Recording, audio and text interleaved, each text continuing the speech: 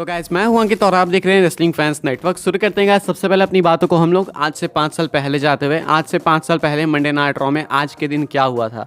तो आज का दिन जो है आज से 5 साल पहले काफ़ी इंपॉर्टेंट था शील्ड के लिए एंड शील्ड के फैंस के लिए। काफ़ी सारे अप्स एंड डाउन्स देखने पड़े थे शील्ड के फैंस को उस दिन, क्योंकि आज से 5 साल पहले ठीक आज के दिन रोमन रेंस ने अनाउंस करा कि वो जो है ल्यूकीमिया से वापस से हो चुके हैं अफेक्टेड एंड उसके बाद उन्होंने रिलिंक्विश करी अपनी यूनिवर्सल चैंपियनशिप। देन जो है एक शील्ड का काफ़ी इमोशनल रीयूनियन देखने को मिला। उसके बाद मेन इवेंट के अंदर Seth Rollins and dean Ambrose ने टीम अप करा, टैग टाइटल्स जीती एंड उसके बाद डीन एम्ब्रोस ने उसी रात बीट्रे भी कर दिया सेथ रॉलिंस को। तो ये सारी चीज़ें एक ही दिन के अंदर हुई थी। मैं आपको बता दूं ये ऑफिशियली जो ऐसा पोस्ट करा गया, मैंने पढ़ा ये तो बताया गया 5 years ago today on WWE Raw, Roman Reigns announced the return of his leukemia and thus relinquished the Universal title. Later on in the same night, Seth Rollins and Dean Ambrose would become new WWE Tag Team Champions and the night would end with Ambrose turning on Rollins. मैं जब इस match को match कह रहा हूँ, जब ये मैं पूरा मंडे नाइट रॉ लाइव देख रहा था भाई, तो मुझे समझ ही नहीं आ रहा था कि हो क्या रहा है। उस टाइम मुझे टू बी ऑनेस्ट पता भी नहीं था कि ल्यूकीमिया क्या होता है। कितने सारे लोगों को तो पता भी नहीं था ल्यूकीमिया क्या होता है। बाद में पता चला कि अच्छा ये ब्लड कैंसर है, मुझे भी नहीं पता था।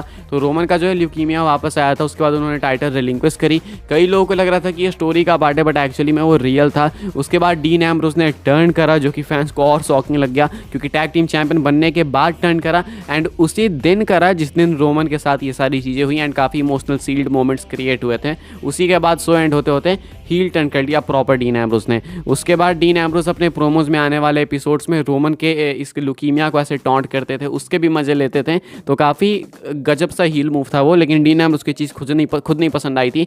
इस वजह से उन्होंने WWE से बाद में खुद अपना रास्ता अलग कर लिया एंड AEW के अंदर वो चले गए।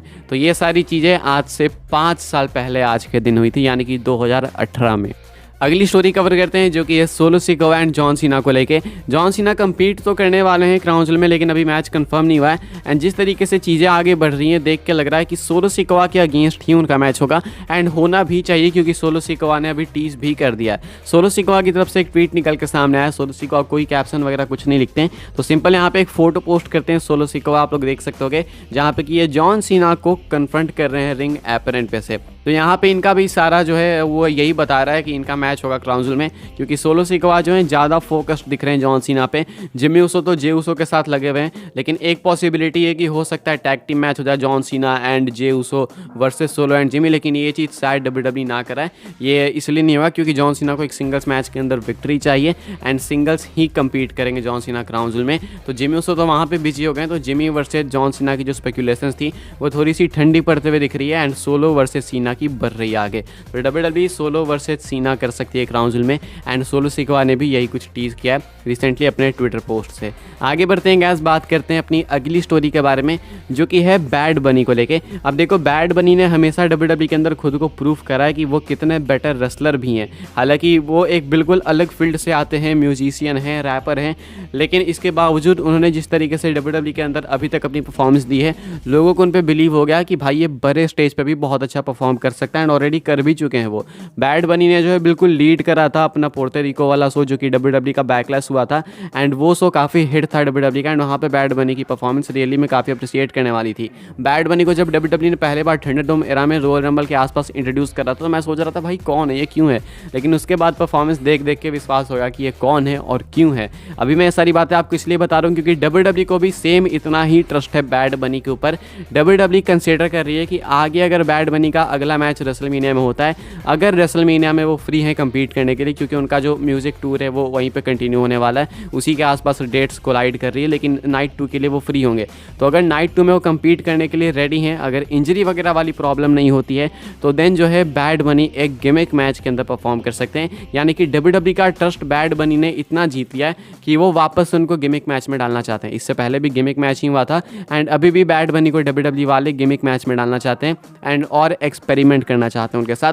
हालांकि एक्सपेरिमेंट में हमेशा सक्सेसफुल सक्सेसफुल ही पास होकर आते हैं बैड बनी, WWE वापस इसको करना चाहती है एंड प्रोबेबली रेसलमेनिया वो स्टेज होगा अगर बैड बनी कंसिडर करते हैं कि हाँ मैं कम्पीट कर पाऊंगा तो, क्योंकि ये थोड़ा मुश्किल है क्योंकि उनका म्यूजिक टूर है एंड अगर वो रेसलमेनिया में गिमिक मैच वगैरह में इंजर्ड हो गए तो देन प्रॉब्लम हो जाएगी उनके टूर में। तो ऐसे में बैड बनी को काफ़ी सोच समझ के अपना डिसीजन लेना होगा, क्योंकि एक एल्बम एक आर्टिस्ट के लिए बहुत मैसिव चीज़ होती है एंड उसके साथ वो बिल्कुल भी मिस नहीं करना चाहेगा, स्पेशली अगर बैड बनी के लेवल का आर्टिस्ट हो तो ये कुछ आप समझ ही सकते हो खुद भी। आगे बढ़ते हैं गाइस, रिया रिप्ली की बात करते हैं। रिया रिप्ली को क्रिटिसिज्म मिला है, बहुत रेयर आपको सुनने को मिलेगा ये कि रिया रिप्ली को क्रिटिसिज्म मिला है, लेकिन एक्चुअली में रिया रिप्ली को भी क्रिटिसिज्म मिलना स्टार्ट हो चुका है। अब क्या ये फैंस की हिपोक्रेसी है, क्या फैंस फिकल हैं, maybe no one knows, but मेरे अकॉर्डिंग कहीं ना कहीं फैंस का जो कहना है वो सही भी है। तो फैंस ने क्या कहा है वो मैं आपको बता दूं।